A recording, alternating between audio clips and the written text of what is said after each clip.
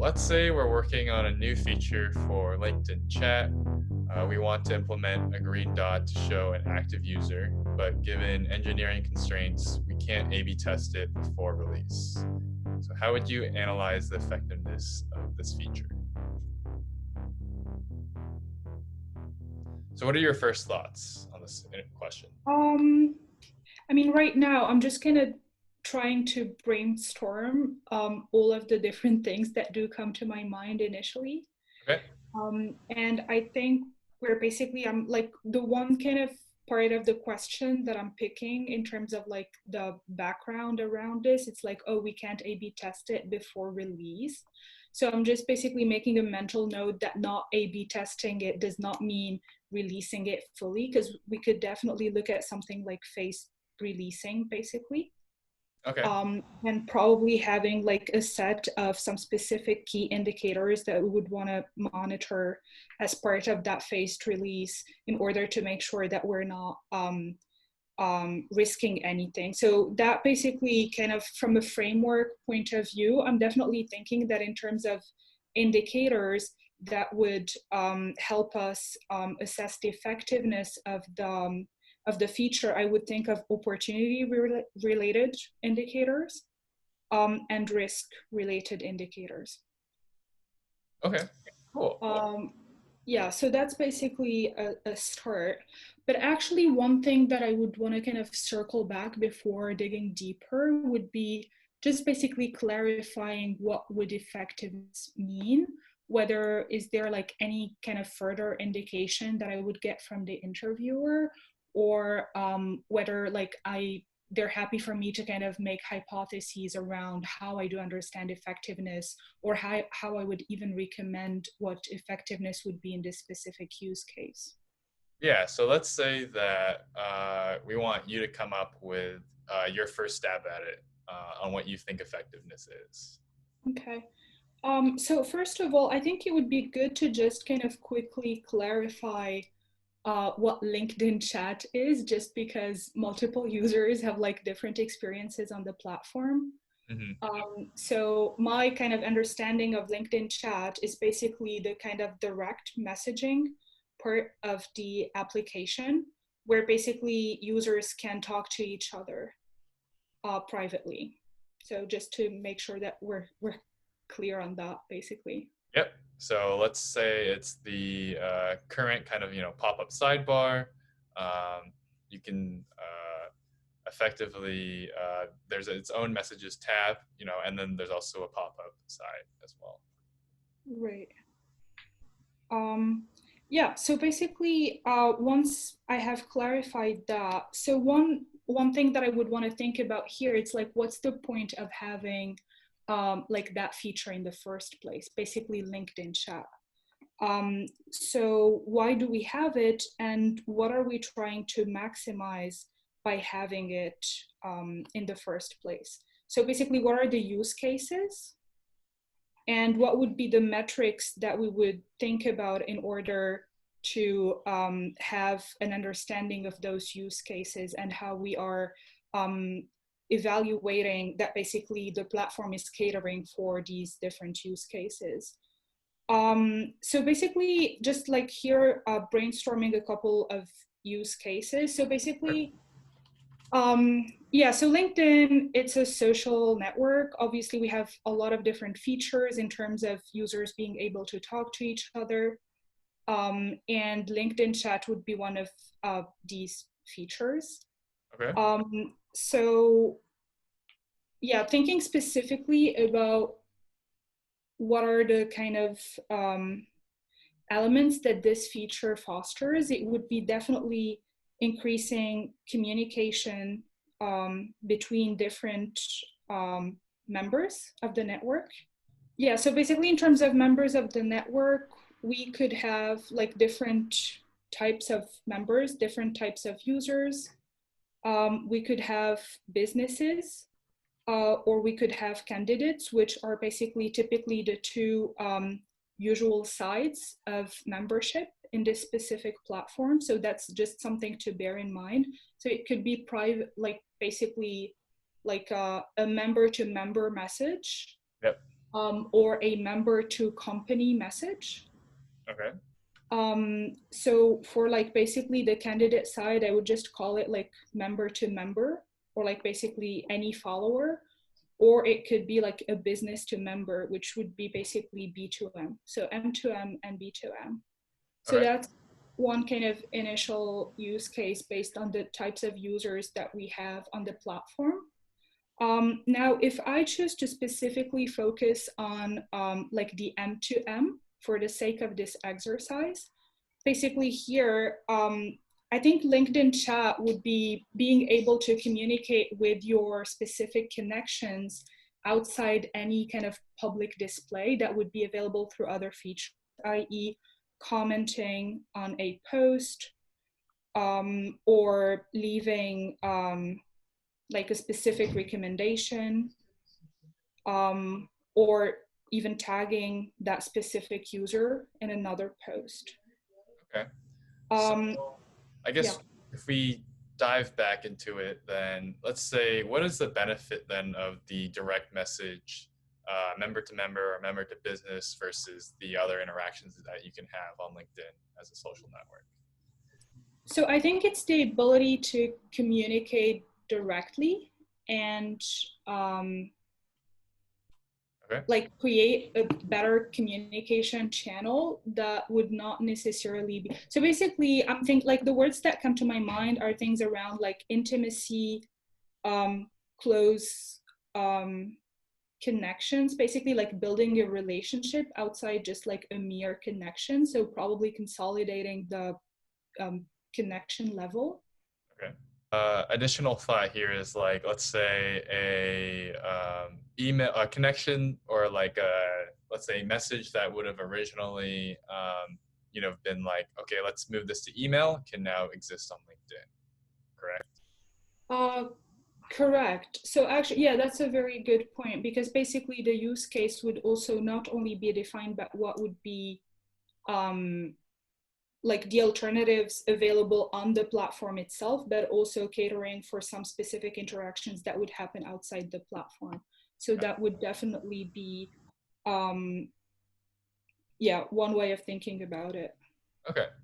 So if we had to now, so we've kind of scoped this out, right? We have all the different use cases. We have an idea of what the benefits are. Um, can we now kind of drill in even deeper into figuring out what metrics would be good for us to track to just understand how messaging is effective, and then also understand what kind of metrics we could track to understand if the green dot on like the member profile would be effective as well. So yeah, so first I would start with understanding what like health looks like right now for LinkedIn chat. So like what are the metrics that we would want to use? And for that, basically the way I'm thinking about them in like basically two stages. One is engagement and two is retention. Okay. So basically engagement would be anything around using the actual chat. So that would be basically number of users using the chat on a daily basis. It would be, yeah, probably that actually. Um, I could also look at the frequency of usage basically. Yep. Frequency of usage. Uh, Um, you do number of messages sent per user, right? So we want to know if it's fully spread out between different users or if there's just a couple of power users on it. Um, just gotta kind of get an idea of that distribution of usage of the chat feature. right. And then maybe even like percentage of, monthly active users that on LinkedIn that use the chat feature at least once, right? So we just want to know how much it gets utilized by the entire population of LinkedIn. Mm-hmm. Continue to segment our user base. Yeah. An additional thing in that I think would be good to have at this stage. It's also like whether we have any inner funnel within the kind of feature itself, i.e. the number of users who start drafting a message Okay. as like the first step and then pushing it, i.e. sending it. Because I think especially thinking ahead about the green dot, this is one thing that we would want to monitor, because obviously we're introducing an extra factor for the user to factor into them going through that process. So Exactly. I would probably introduce a metric around, like the number of, like the draft to sent or draft to completion, probably draft to sent percentage. Okay. Uh, So we could say like the number of users that start a message divided by the number of users that end up sending the message. um, yes, or it actually could be at message level itself, just Okay. because like one user, like the basically because the green dot, because one user interacts with multiple users, and that when they interact with this one user, they could interact multiple times. Yep. We would want to have that at that level of granularity, because this is what we would be interested in. Yep. Okay. Cool. Um, yeah, this is like a good bunch of different metrics. Okay. And then lastly, I think you mentioned retention too, right? Yes, correct. So retention actually is an interesting one, especially in relation to what you mentioned in terms of like email being probably the most obvious alternative to like using the LinkedIn chat.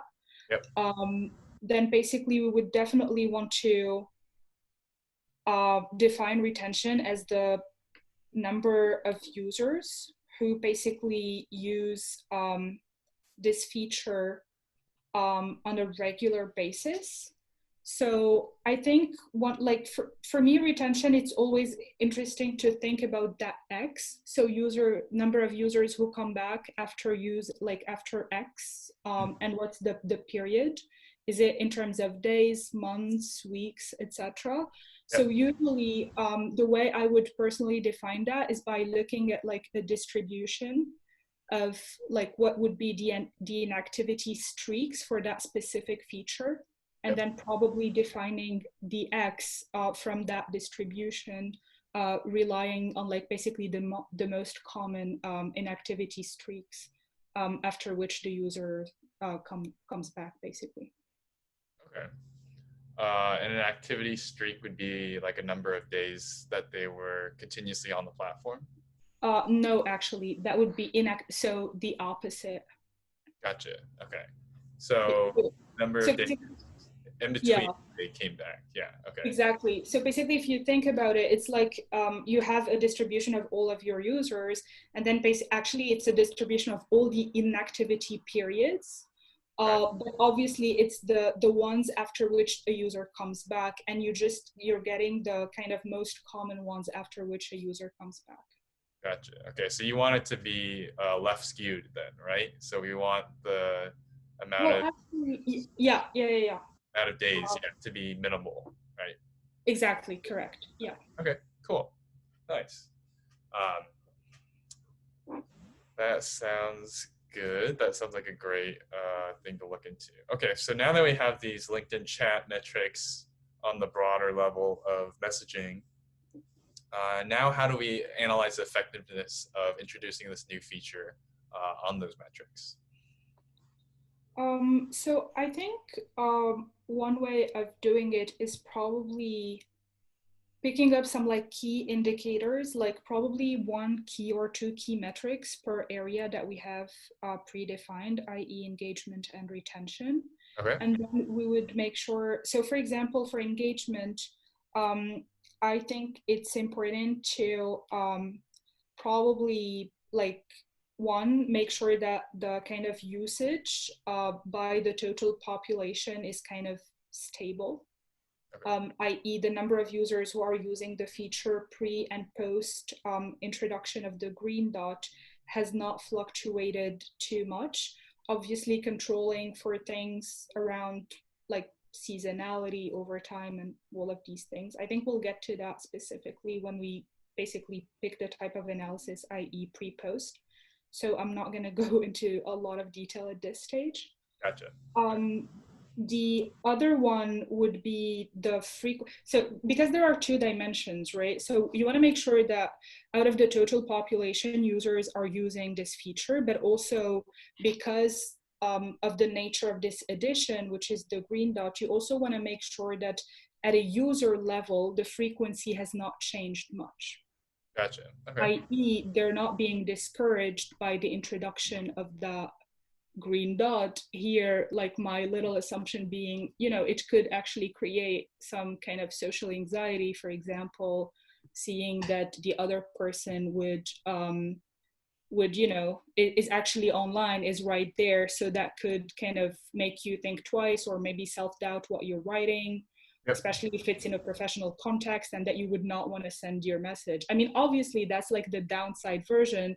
The upside would be, oh, you can actually see that the other person is active, and therefore like the likelihood of you getting a response from them is actually quite high, and therefore that would encourage you to actually increase your frequency, um, uh, like talking to that person, Okay. basically. Yeah. Um, yeah, so basically within engagement, to quickly recap, so there is this idea of like looking at the ratio of like the number of monthly users who actually use the feature on a daily basis. And then the kind of, I would overlay an extra dimension, which would be at a user level. What is the frequency? Basically, I would look at maybe the number of, that's an interesting one, because we would not necessarily want to look at, for example, at the number of users that user, or actually we could stick to an average, the average number of users contacted um, on a daily basis. Okay. After, before, and after the Yeah, launch. before and after. Yeah.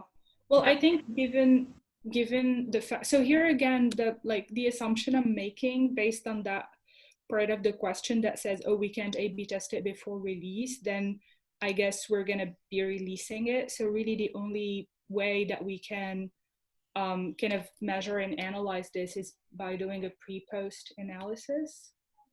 Yeah. So I guess we're. It seems like the only way we can analyze this, right, is pre and post, especially when we're trying to measure different levels of engagement, right?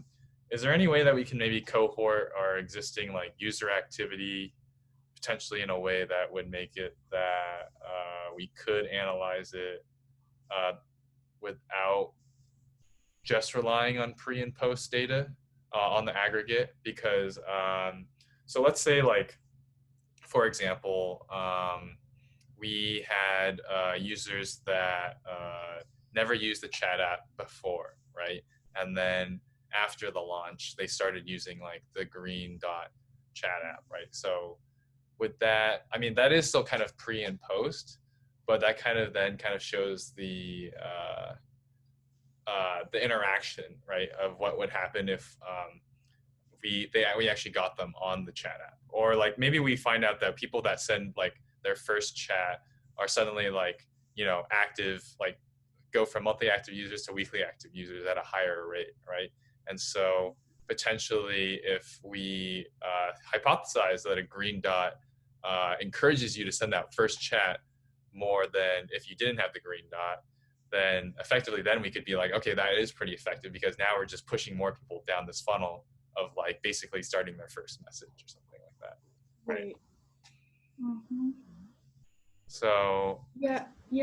In fact, I'm thinking, do we probably would want to add this like this metric to the to our set of metrics under the engagement section.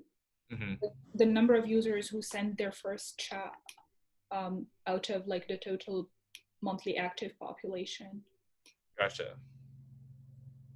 Because I think you're quite right in mentioning that really there are two types of actions for that we would want to kind of have a close look at.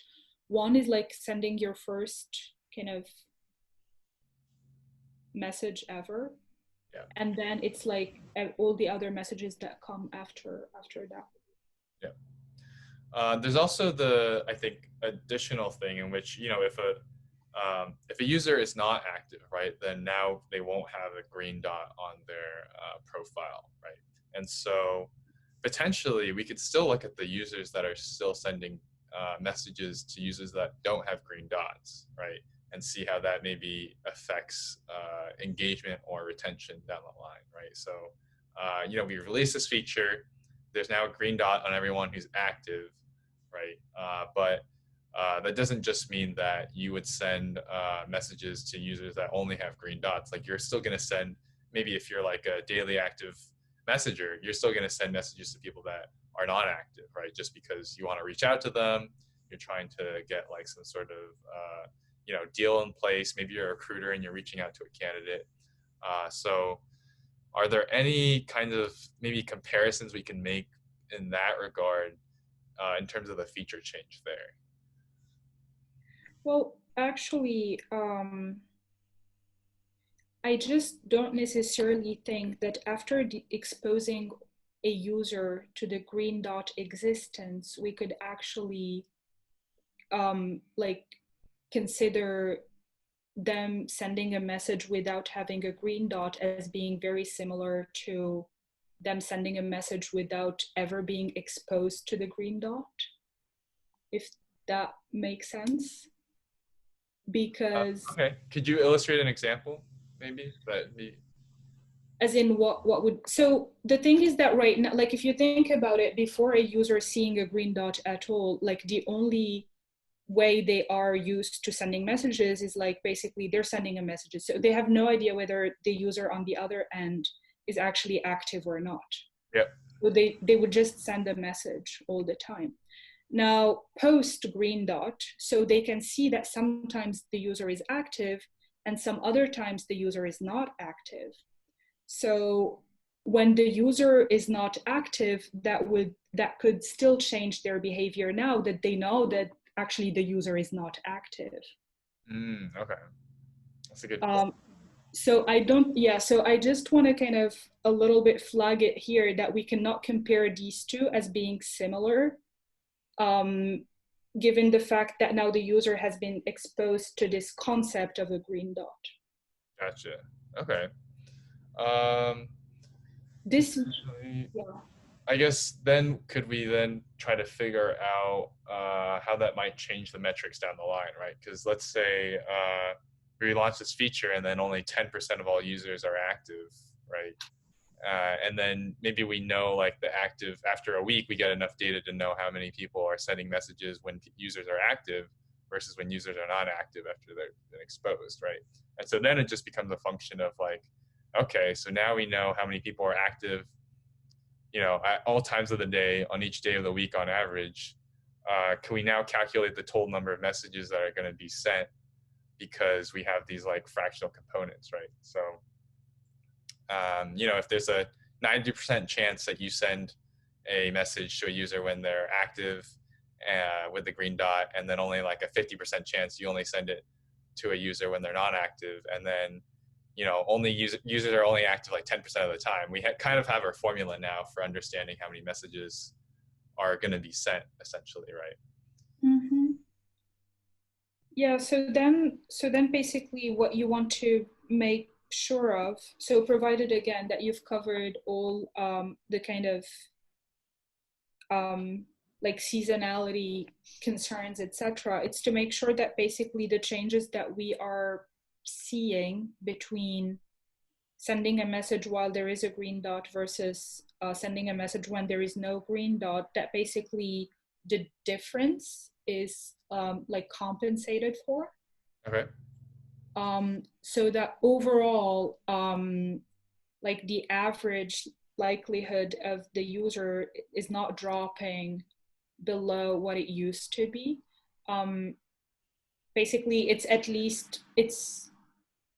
basically at least similar or even like better, higher, basically. Okay. Gotcha.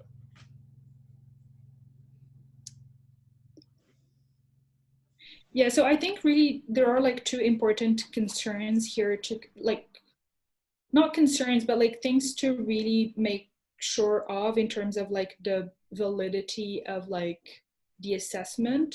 So one is definitely like seasonality, because we want to make sure that we are like aware of like any changes are not being due to some sort of like seasonality that might affect the user's behavior and therefore draw some like incorrect conclusions.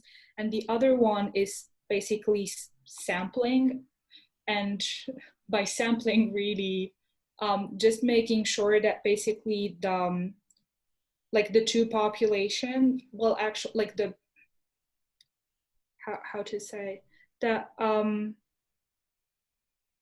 just basically users actually who have been exposed to the green dot in terms of like the distribution of all the different user properties Mhm. are very similar to the ones who haven't. And by that, I mean, we need to make sure that all of our users have at least seen that green dot at least once, basically. Because you could still have the feature released technically, but just never truly see it. So the feature would have been released to you, but you've never been like, exposed to it at Gotcha. like in a session kind of level, if that makes sense. Okay. So, yeah, I mean, what happens if you've signed on and then none of your connections have been online, right? Yeah, yeah. And you continue messaging them. Would that be a almost like a control like group that we could use to then still see how many messages people are sending within the same time period?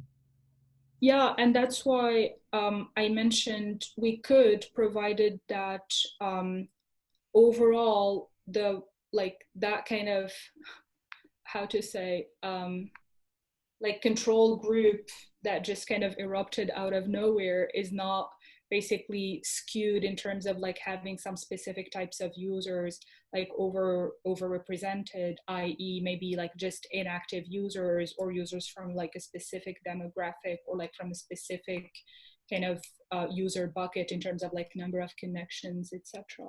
Yeah, exactly, right. Because it'd be pretty easy for if you only had 10 connections, like obviously, there's pretty high likelihood that no one might be on versus someone with like 400 connections.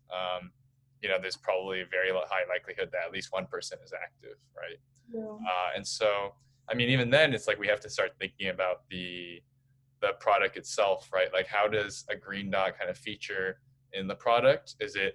Do they always go to the top of that like little messaging widget thing, uh, or do you have to like scroll down to see them like through your list? Is it recommended by like your most like closest connections or the most amount of mutual friends, or is it the number of people that are active? And then if you go into the messagings tab, do you see is it then maybe that's more of a control scenario because then you only see the green dot if they're active for the last three conversations you've had, and then that's like a more likely scenario in which users may not be active, right? Because those are just your three last active conversations, and they might not just be the active people that are there at the time on LinkedIn. Right. So I think there's more ways now that we actually have in terms of comparing like users that have been exposed to the green dot and are messaging people versus users that or aren't exposed to the green dot yet or have been exposed and then are still messaging people potentially. So now it's kind of like a weird third group almost. We've like kind of brainstormed a lot of different ideas and stuff down. Is there any way we can like prioritize like the ones that probably matter the most? Uh, like if I was a product manager on this chat app and I was like, hey, let's like give me like three metrics I can show to like the executives to show that this green dot launch is like doing really well or maybe like not performing well and we should scrap it. Um, is there any sort of like graph or metric that you can come up with to demonstrate that sort of like direct effectiveness then? Well, I think starting with just like an overtime view Yep. of the number of users who use the chat app um, out of total monthly active users or weekly active users, depending on which one makes most sense for this use case and like how long the feature has been basically out for. But actually what I would even look at is like the daily active users, just because when you are initially launching this, you really want to keep like a close eye on how this is like varying on like a daily basis. And Okay. basically what I would highlight is like the day of the launch and see if there has been like any differences to that ratio. Basically we would know some sort of like seasonality, and when you know we're not kind of likely to see some kind of high fluctuations, so it'd probably go with either weekly active users or monthly active users depending on which one kind of has the least amount of fluctuation, just to make sure that we're not seeing any differences due to those like normal recurring fluctuations as opposed to the introduction of this new green button.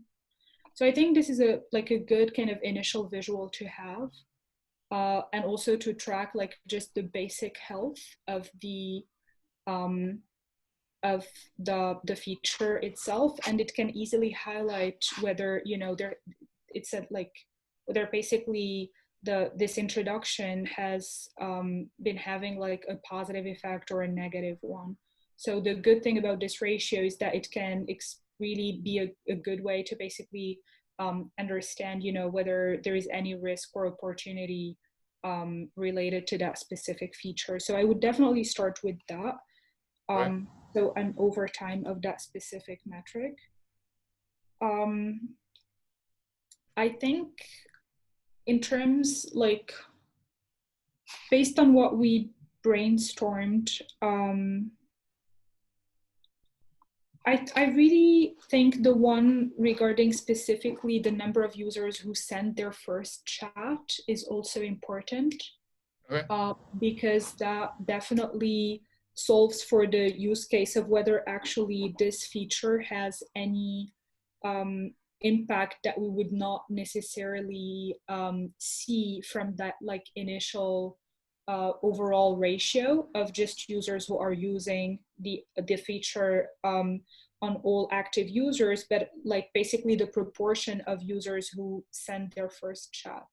Um, I think another thing that I would want the kind of the PM to be aware of, and for them to also present this to their execs, is the kind of likelihood that we came up with of like basically you sharing you messaging when seeing while having like a green dot versus not. Yep. And basically what's like that likelihood like, and just making sure that basically, yeah, these two, one, are compensating for each other, and two, that the average is basically very comparable to like the pre period as well. Um, Of the number of messages sent. Correct. Okay. So intuitively, we'd also, I think that if you have a green dot, then the message conversation that you're creating would be longer, right? So like if I start a conversation with you, we both see that we're both active. We're probably going to stay on the platform and chat for a little bit longer rather than compose, like one long message and then log off, right? And Right. so potentially, I mean, there's ways so that we could see like maybe total number of messages sent divided by number of conversations would be a good metric there to just keep track of. Yeah, like an average of. Okay, that's, yeah. It could be. Mm, I'm just trying to think though. Do we want to introduce like a session level? Like, how would you define conversation? Yeah, that's true. It'd have to be, it'd probably be like conversations per uh, day as like a Okay. session, right? We're assuming that these conversations don't stretch, multiple days when you're Okay. Okay. consistently messaging each Yeah. other. And so I think that'd be a good distinction. Um, and then, yeah, I think one last thing that might be interesting is also looking at just general, like how does this affect, different parts of LinkedIn's business, right? So we can theorize that, you can buy, LinkedIn Premium as a consumer, right, as a member, just to basically message more people. even. And then there's also like recruiter, like LinkedIn recruiter, right? In which recruiters can go out and message candidates. And so these are all directly related to messaging, right? So it's like, is there any way that we can understand how maybe we're directly increasing revenue by attaching this like green dot to it? So actually, how is it monetized? Yeah, Like so I think LinkedIn so there's like LinkedIn InMail, right? So you can message people or that or- you're not connected with if you have premium, and then you get some certain number of messages per month. And so, and then there's also like Recruiter, right? So that you can like search a bunch of candidates. You can potentially send out like message blasts. Actually, I'm not sure about that. But actually, just a quick question. Does that mean you would, so are we here making the assumption that the green dot would be shown for anyone you're messaging or only your connections? Because usually I'm thinking for the LinkedIn mail, you usually reach out to people who are not your connections. Because if they are your connections, then you don't need to like InMail them, right? Yeah, yeah, you're right. So let's say, uh, yeah, you wouldn't see the green dot then, but potentially after you make that in-mail request and you get connected, then there's probably some sort of follow-up in terms of being able to see if they're active or not, right? So sending that like second message, essentially. Okay. Many people also within sales, right? They connect with you, they send that first message request, and then now you're connected and you can see when they're active at any time, essentially. And so that's also raising like kind of this like, are they going to be targeted? Is there like targeted message? Like, are they only going to message you when you're active now? Mm. Which actually could have like an annoying effect. Exactly, right? Yeah, Yeah, you get like a little ding only yeah, it's like on LinkedIn. this thing is not working for me. I'm being spammed twice as much. Exactly, right? And so it could definitely turn people off of LinkedIn as well. Yeah. Okay, cool. I think we've gone through a good amount of these. I guess lastly, I'd love to know just kind of like what you think about this interview question. What do you think about the problem at hand in terms of like the green dot messaging feature? What kind of frameworks do you think you would use in the future if you're encountering this question again? And where do you think we could like improve with our like theorizing and brainstorming, I guess? Um, right. Um, I think it was a good question in the sense that it's a bit of an unusual one because the kind of like automatic thing that comes to my mind is like, oh, it's like about how you think about an experiment because A/B testing is like a given usually. Yep. Um, so pre-post is definitely like something that you would also do. So I think in this sense, it was quite a constructive exercise to go through, just to kind of go through this checklist of if it's a pre-post, what are the things that I need to be thinking about? Yep. So there's this aspect to the question. And then in addition to that, there is obviously the kind of more like basic layer of you have a specific feature. How do you think about any changes made to this feature? What is again your other kind of mental checklist to go through in relation to that? And I think we kind of covered a fair bit in our brainstorming process. I think initially, like when we started kind of just building an understanding of, what is the feature we're talking about? What is the goal for having the feature? What are the different types of users?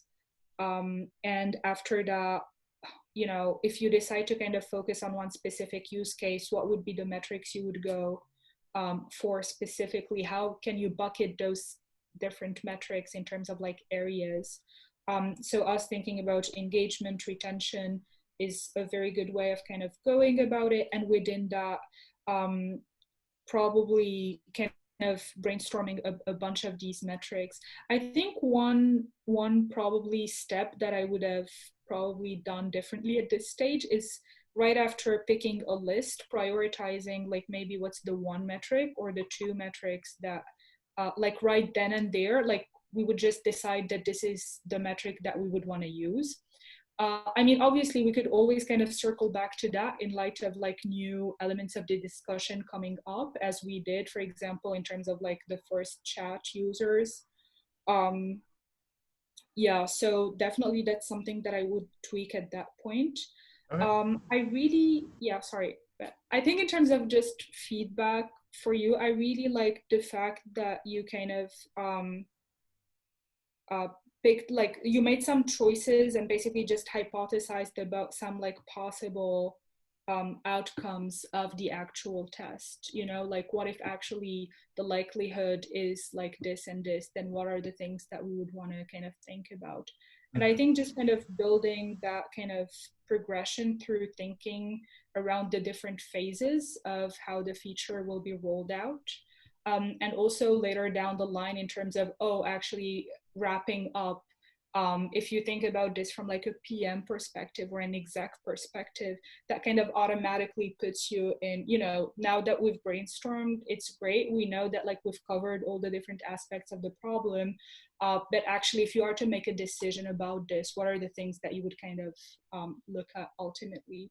So that was a kind of also good part Yeah, of I the inner. definitely think that's like necessary in terms of every interview, right? Because it's whenever you do anything in terms of like analysis or even like a presentation or like writing, you kind of have your key points, right? And Yeah. those are the kind of things that we have to circle back to, especially when we're trying to one, prove our logical argument, and then also communicate our results. Um, and I don't think it gets emphasized enough for sure, especially when we're in this day and age of uh, like everyone's working on something very complicated all the time, and I think Yeah. everything needs to be broken down like very simply, and so that's kind of like part of the job as a data scientist, right, is to translate that, and then part of the interview is just to do that within an hour. So Yeah, that's very true.